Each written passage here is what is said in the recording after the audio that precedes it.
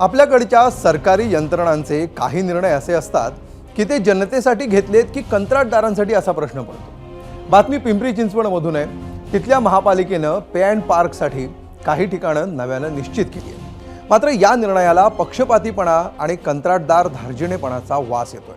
आम्ही असं का म्हणतोय जाणून घेण्यासाठी पाहूया हा स्पेशल रिपोर्ट। पिंपरी चिंचवड शहराला बेस्ट सिटी म्हणून 2012 साली गौरवण्यात आलं। याच बेस्ट सिटीचं स्मार्ट सिटी करण्याचं दिवास्वप्न दाखवत आजवर तब्बल 1378 कोटी रुपयांचा चुराडा करण्यात आलाय। त्यानंतरही शहर स्मार्ट झालंय का या शोधात शहरवासी असतानाच स्मार्ट सिटी अंतर्गत स्मार्ट पार्किंग उभारण्यात आलेत आणि याच पार्किंग मध्ये पे अँड पार्क करत पिंपरी चिंचवड महानगरपालिका शहरवासियांच्या खिशावर डल्ला मारण्याचं घाट घालतीये आणि हा घाट कुणासाठी आहे तर ठेकेदारांसाठी। त्यामुळेच हा प्रश्न आगामी महानगरपालिका निवडणुकीत महामुद्दा ठरणार आहे। आपली गाडी पार्क करायची असेल तर एका ॲपद्वारे पैसे भरायचे अशी ही योजना। सुरुवातीला नाशिक फाटा पूल, एम्पायर इस्टेट पूल आणि निगडी पुलाखाली हे ॲप आधारित पार्किंग लॉट तयार करण्यात आले। नंतर शहराच्या अन्य भागांमध्ये हेच मॉडेल राबवण्यात येणार आहे। प्रातिनिधिक स्वरूपात नाशिक फाटा पूल, एम्पायर इस्टेट पूल आणि निगडी पुलाखाली हे पे अँड पार्क लागू असेल। नंतर शहरातील मुख्य रस्ते आणि मुख्य मार्गावर हाच घाट घातला जाणार आहे। पार्किंगचे दर देखील आपण पाहूया। दुचाकी आणि रिक्षांसाठी ताशी 5 रुपये, चारचाकीसाठी 10 रुपये, टेम्पोसाठी 15 रुपये, मिनी बससाठी 25 तर ट्रकसाठी 100 रुपये मोजावे लागतील। तुम्हाला वाटेल यातले 70 ते 80% पैसे पालिकेला मिळतील आणि उरलेले ठेकेदाराला, पण तसं नाहीये। एप्रिल 2021 मध्ये सुद्धा शहरातील ठराविक चौकात आणि ठराविक मार्गांवरती पे अँड पार्क लागू करण्यात आलं होतं। पैसे वसूलण्यासाठी ठेकेदाराची नेमणूक ही करण्यात आली होती।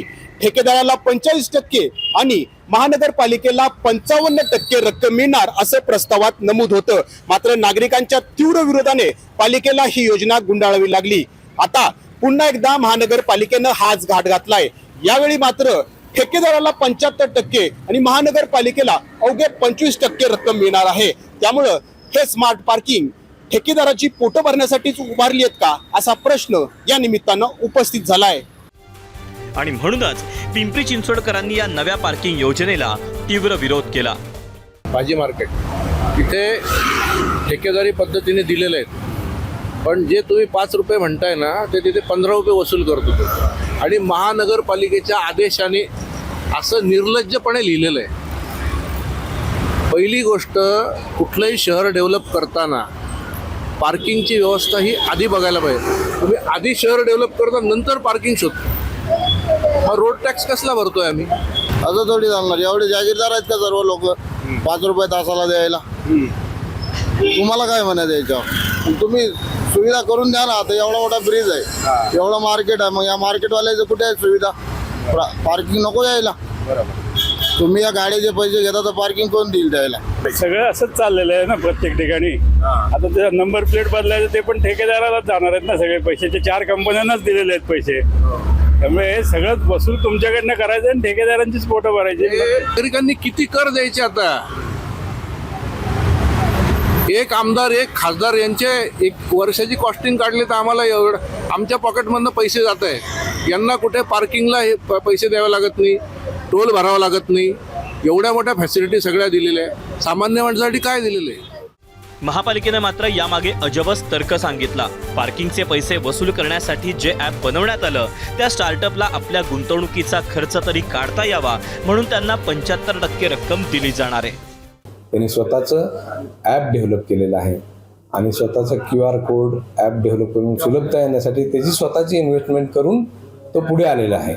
तर त्याचा सुरुवातीचा खर्च निघावा यासाठी हे फक्त 6 महिन्यासाठी, पहिल्या 6 महिन्यासाठी असा दर असेल, त्याच्यात बदल करता येणं शक्य आहे।